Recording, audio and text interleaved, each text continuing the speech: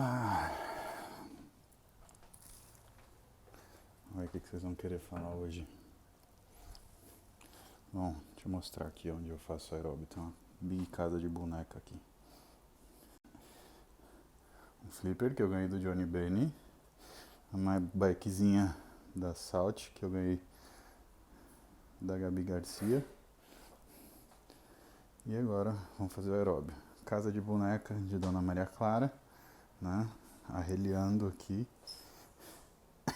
E a minha churrasqueirinha. Adoro essa churrasqueirinha. Quebra um galho. Ó o Léo. Beijo, Léo. O que a gente vai falar hoje, hein? Ai. Hoje eu tenho um pouquinho mais de tempo com vocês. Aqui. Pronto. Ficou certo isso aqui? Tchanan. Ficou. Tá razoável. Malemar. Agora vamos ligar aqui o contador. Indoor Cycle. Beleza. Ah, Danilo, hoje eu não vou falar de sono não, man. Todo dia eu tô falando de sono.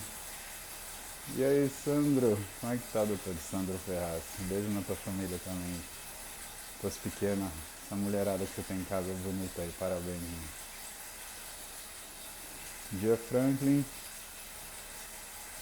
Sobre a minha tabela de treino, tá bom, vamos falar sobre metabólico de treino.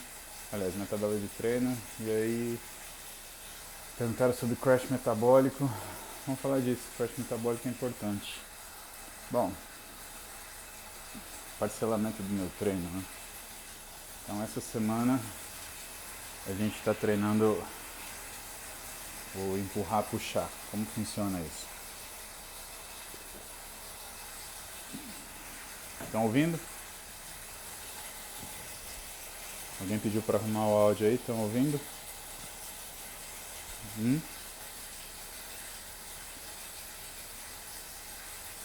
Como é que tá aí o áudio? Estão ouvindo o titio?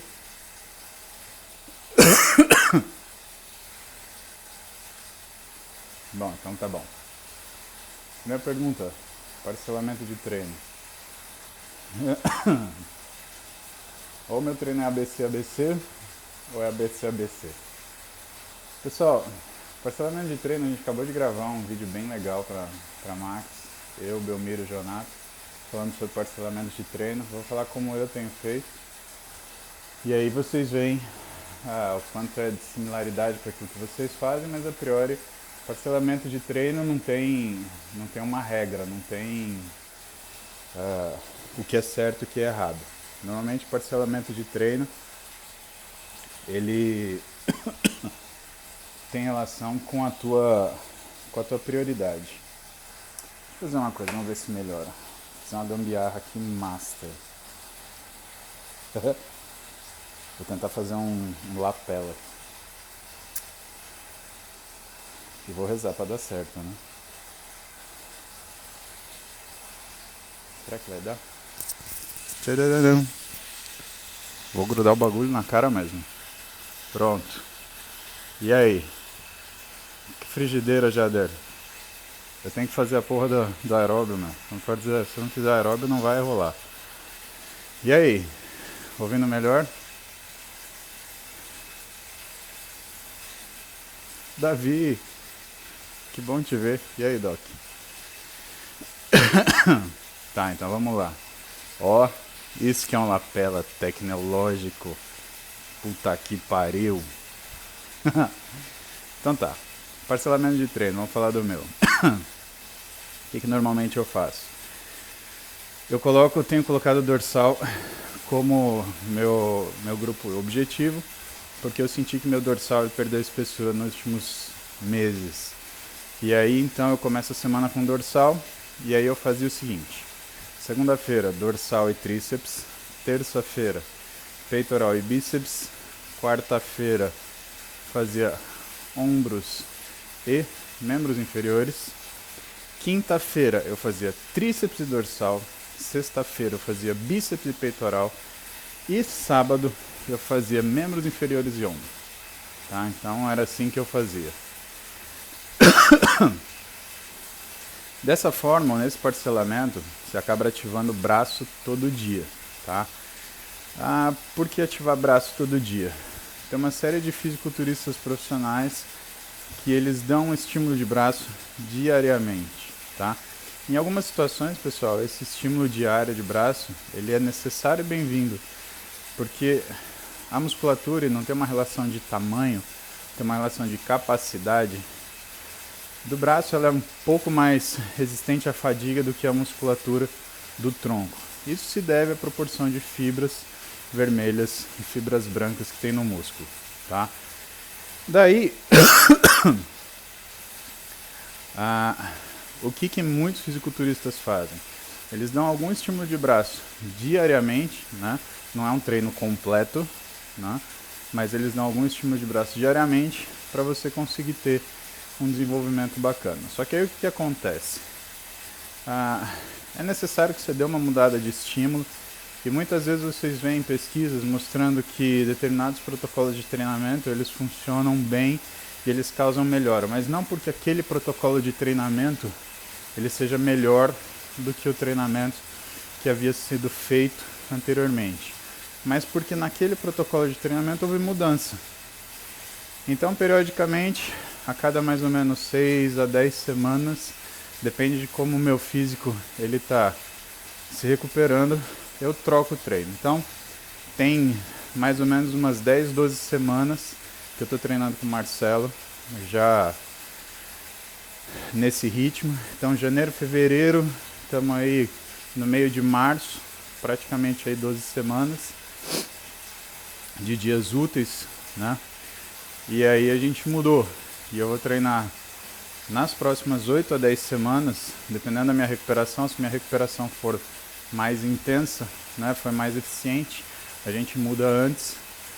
Segunda-feira eu vou treinar. Ô Rafael, manda assim, eu vou tomar o seu mel com limão. A tosse tá foda, mano. Eu tenho asma, pessoal, ultimamente minha asma tá atacada, então desculpa se tossida.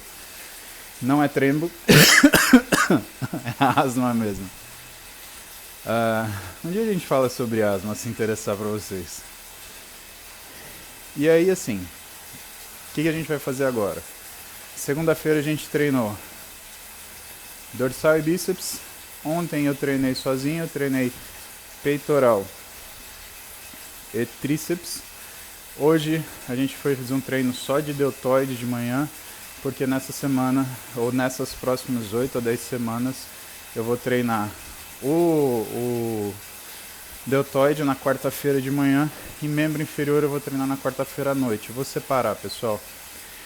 Por que eu vou separar? Além de eu precisar desenvolver um pouco mais de deltoide, que o meu peitoral ele dá uma engolida no meu...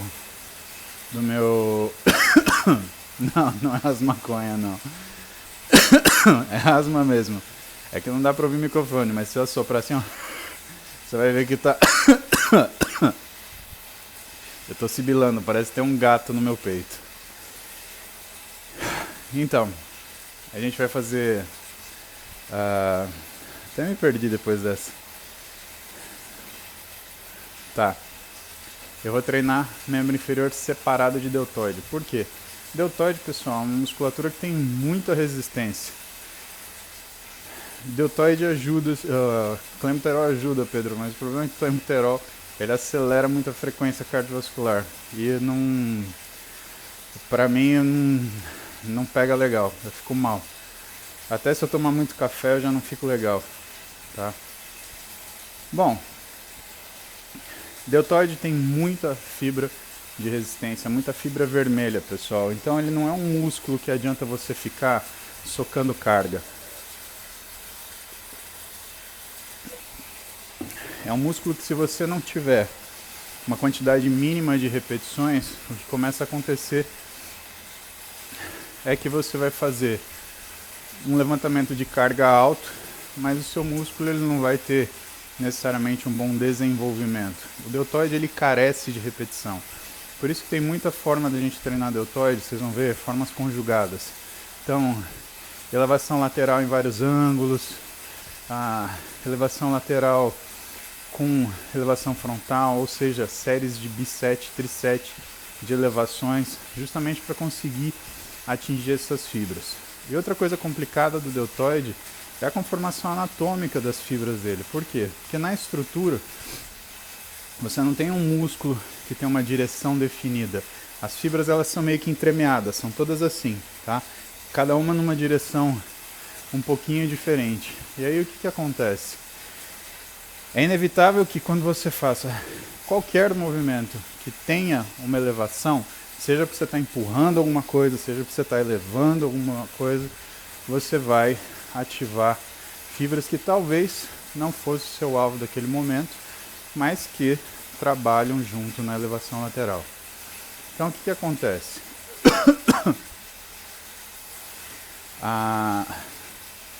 O deltoide, ele precisa de paciência para ser treinado. Primeiro porque ele tem essa conformação de fibras sui generis no nosso corpo, né? Ele é diferente de todos os outros músculos. Os outros músculos eles têm fibras ou longitudinais ou fibras que estão em 45 graus em músculos penados de força, mas essa conformação específica é do deltoide, tá? Toda entremeada. E também porque para elevação lateral, movimento simples desse, você não tem só o deltoide que faz esse movimento. A primeira parte do movimento, para vocês terem uma ideia, ele é o subescapular que faz. Aí você tem de 30 a 90 graus de elevação o deltoide, na realidade de 30 a 80 graus. Passou de 80 graus, você já começa a ter efeito do ritmo escápulo-torácico, ou seja, a escápula já começa a rodar para que você faça a elevação.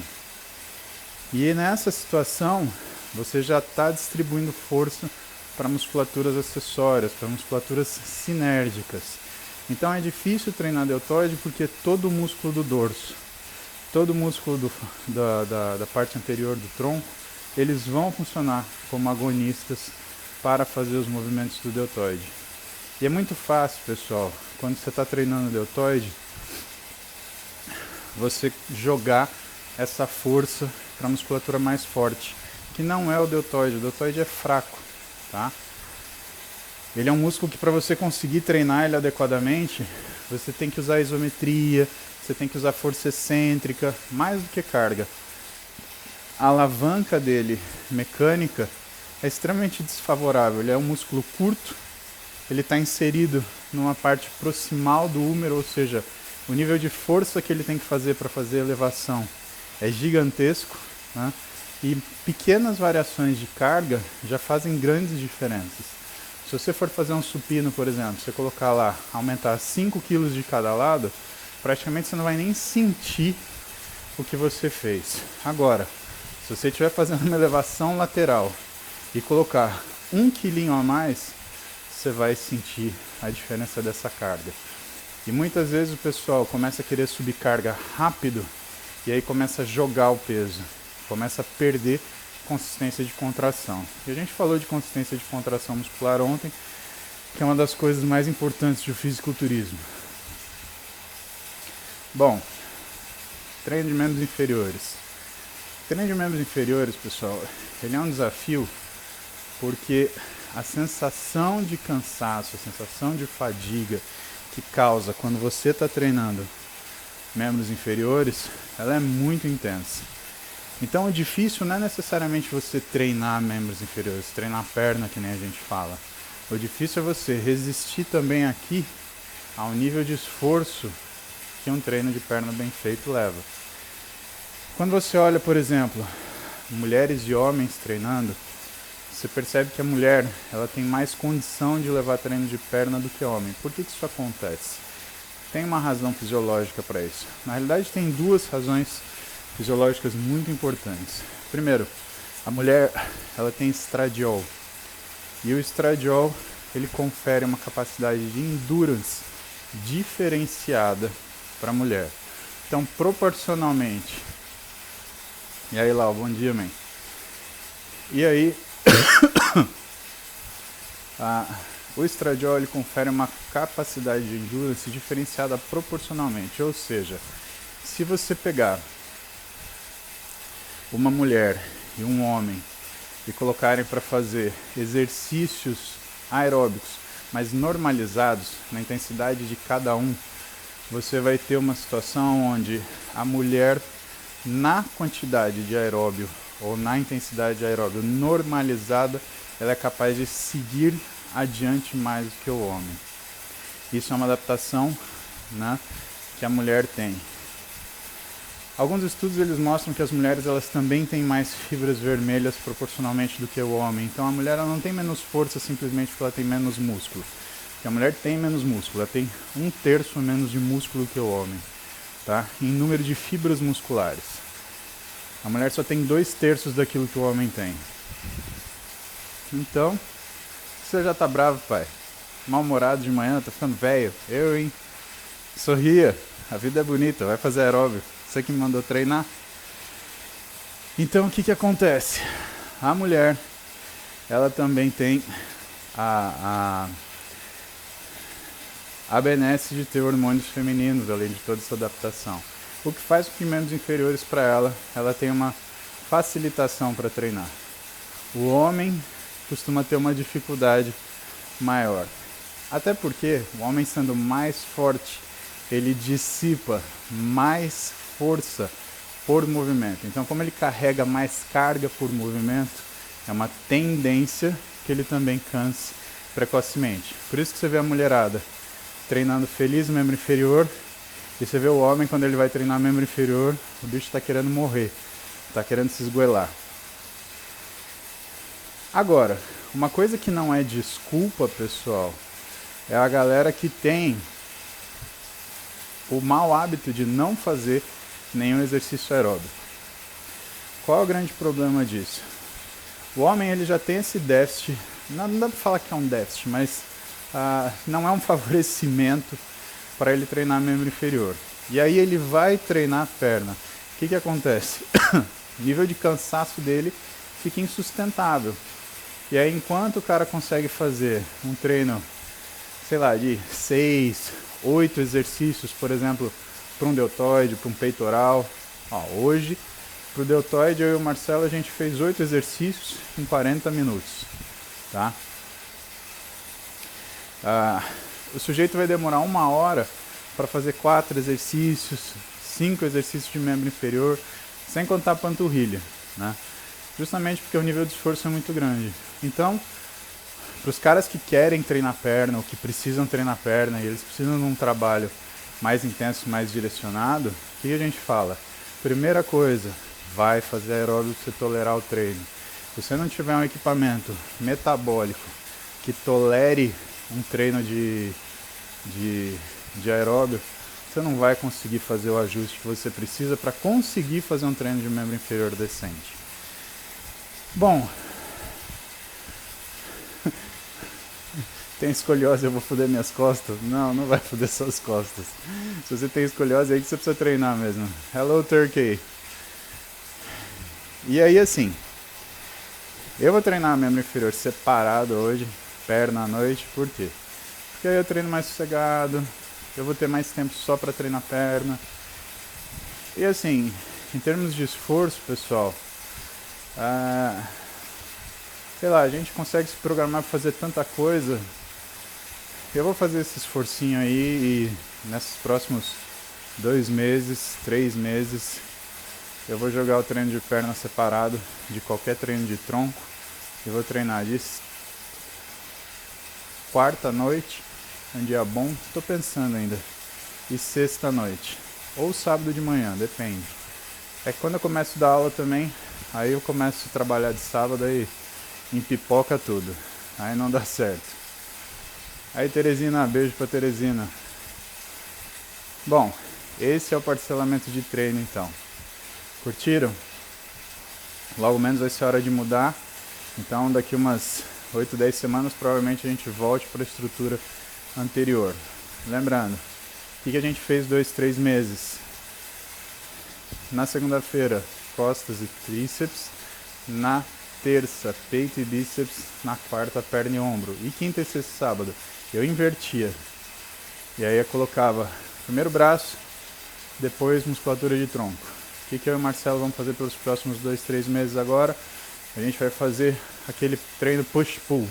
Então, segunda-feira, dorsal com bíceps, terça-feira, peitoral com tríceps, quarta-feira a gente vai fazer ombro de manhã, perna à noite. Tá? Então é esse que vai ser a escala. Quanto ao tempo que demora para você mudar o seu treino. É assim, pessoal. Tem duas coisas que eu gosto de raciocinar sobre o momento de mudar o treino. Primeira coisa, quando você já bateu ao redor de 10 a 12 semanas de estímulo, tá? Trocar treino muito rápido, teu músculo não acostuma com nada. É a mesma coisa que você sentar e falar assim, vou estudar. E aí você tem lá prova de história na segunda, isso é domingo. E aí você tem um monte de prova no resto da semana. Aí, em vez de você estudar só história, você quer estudar tudo, tá? A hora que você está concentrando em história, você pega, muda o tema. Do mesmo jeito que você vai ter dificuldade para memorizar, se a quantidade de informação for muito variada, se você começar a variar demais o estímulo, você não vai dar uma mensagem sustentada para o seu corpo se adaptar a absolutamente nada. A outra coisa, quando eu sinto que não existe mais progressão de carga ou de repetição. Então, quando eu percebo que meu físico parou de responder em termos de ganhar força, ou então eu não estou conseguindo fazer progressão de repetição, está na hora de mudar o estímulo, porque esse platô é um platô que a gente chama de acomodação. Vocês ouvem falar de adaptação, né? Que o professor Tácito Júnior me ensinou que não existe adaptação quando você tem um organismo. Que adaptação é uma questão celular, porque envolve mutação. E o exercício ele não faz uma adaptação, ele faz um ajuste. Por que é um ajuste? Se você parar de fazer exercício, você perde. A adaptação não. A adaptação é uma mutação. Se você tirar o estímulo que provocou aquela adaptação permanece. Você adaptou, tá?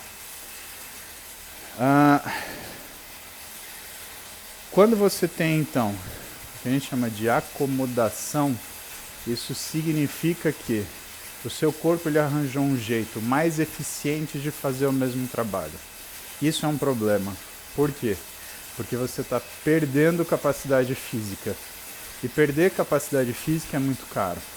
Pessoal, quando a gente pega uma pessoa, quando eu trato uma pessoa no consultório, que ela chega para mim, que ela quer ganhar massa muscular, que ela quer perder gordura, o que eu faço na verdade? Eu não consigo tirar a gordura dela. Também eu não consigo ir lá e botar músculo nela. O que a gente faz é criar uma situação metabólica onde ela seja capaz de aumentar a capacidade física dela. Então, ela vai fazer o quê? Conseguir realizar mais trabalho. Ela vai conseguir treinar mais. Isso não quer dizer que ela vai cansar mais. Porque em condições ideais, ou próximas do ideal, você consegue treinar o necessário sem que isso se torne lesivo ou incômodo para você. Claro que o treinamento intenso ele não é a coisa mais confortável do mundo. Eu treino faz 29 anos, eu nunca tive um treino confortável. O dia que você treinar confortável, você não está treinando, né? O treino é desconforto momentâneo. Não é por isso que a gente treina, tá? Mas enfim, quando você nota que existe uma cessação da sua capacidade de realizar trabalho, o que acontece? Significa que você está acomodando. Ou o teu corpo está mais eficiente e está realizando aquele trabalho sem esforço. E por que isso é ruim? Porque quando você tem acomodação, você perde a sua forma física progressivamente. E aí quando você nota, você já perdeu tanta capacidade física, porque a perda da capacidade física precede a perda de forma física, que o que você tem que treinar para você voltar simplesmente onde você estava em termos de físico, você percebe que é quase que impossível. Por quê?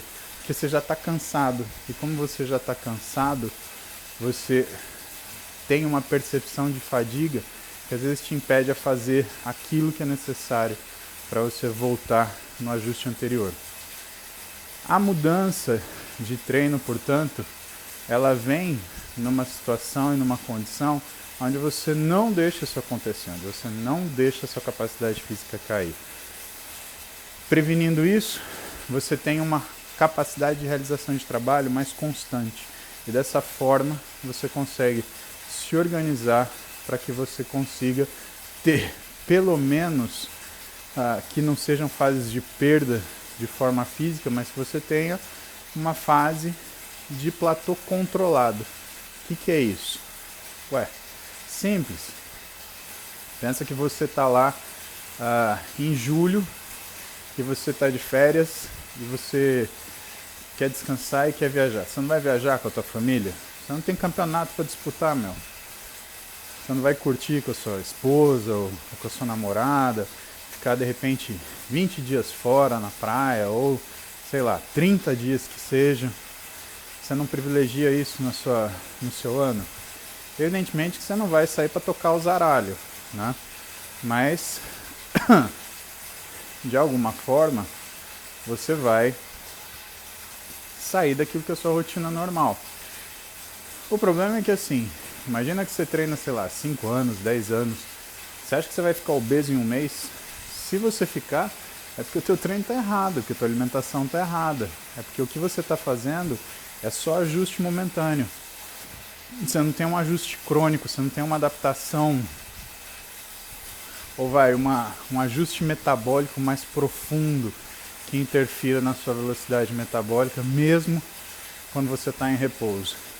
Para os caras muito treinados, pessoal, esse período de repouso, ou quando você dá um período de repouso, que pode chegar até 8 semanas, o físico chega até a melhorar, porque dá uma quantidade de recuperação que é suficiente para o sujeito, né? Você dá uma quantidade de recuperação que é como se aquele músculo, entre aspas, cicatrizasse completamente.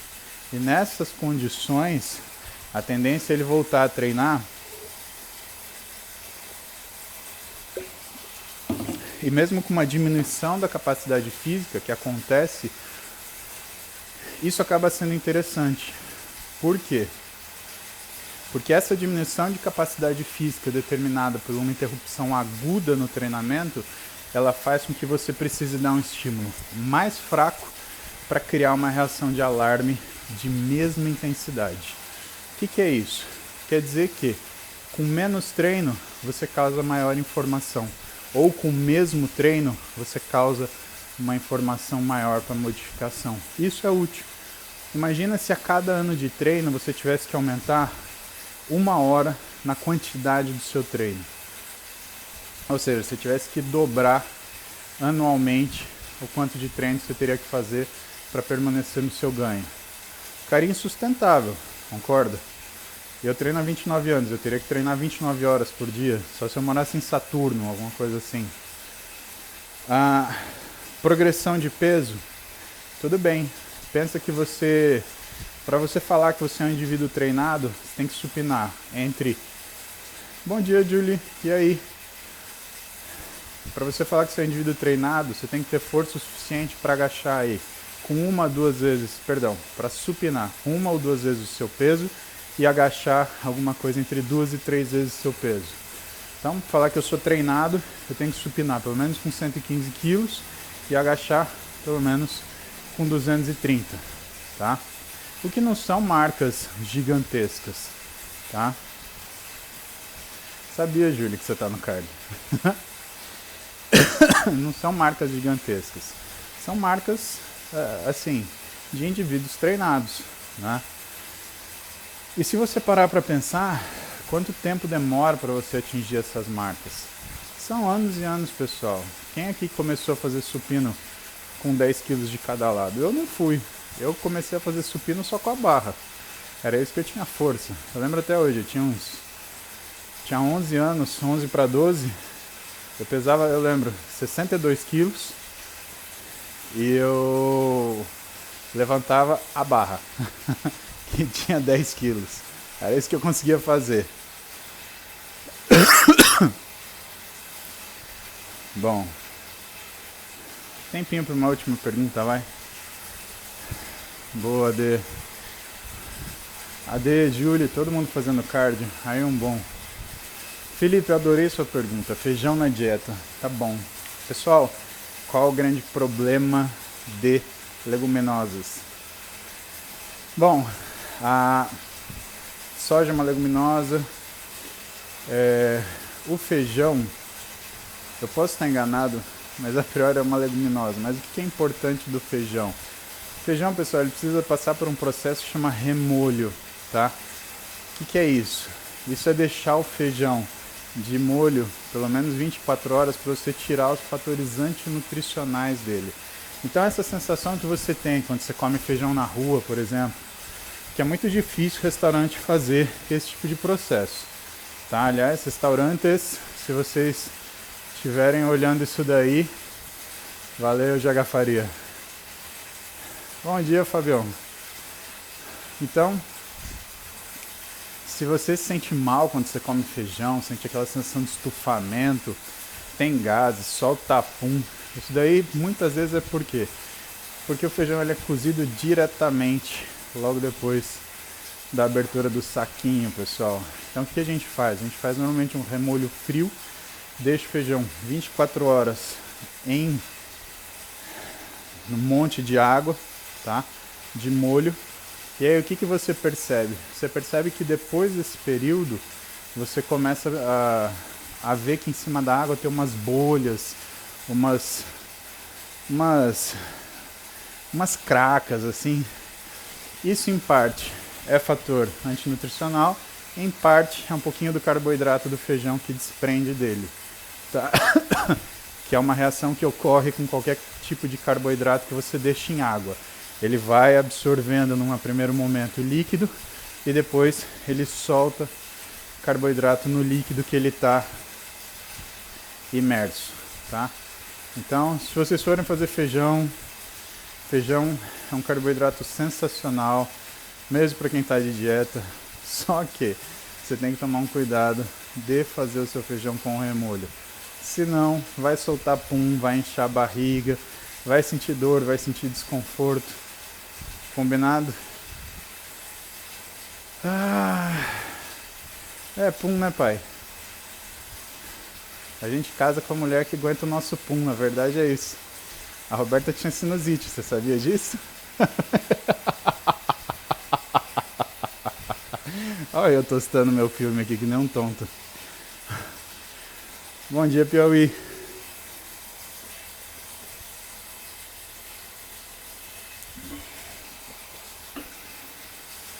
Bom, galera, queimamos juntos aí 200 quilocalorias.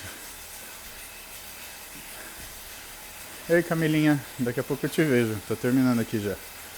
Dormiu hoje? Olha o Sandro te queimando, pai. Tá te chamando de vovozela. Eu preciso ir. Pai, dá 0 pra esse cão, pra esse lixo, pra essa imundície desse moleque aí. Sandro, onde já se viu falar isso do nosso pai, seu caboclo. Salve, Portugal. Dia 25 de maio eu tô aí. Vou ficar até dia 1º de junho. Vai lá nas aulas que eu vou dar, vocês vão gostar. Ai, ai. Pessoal, é isso. Já tá o sol a pino aqui. E eu preciso, rapar. Beijo pra vocês. Bom dia. Até mais.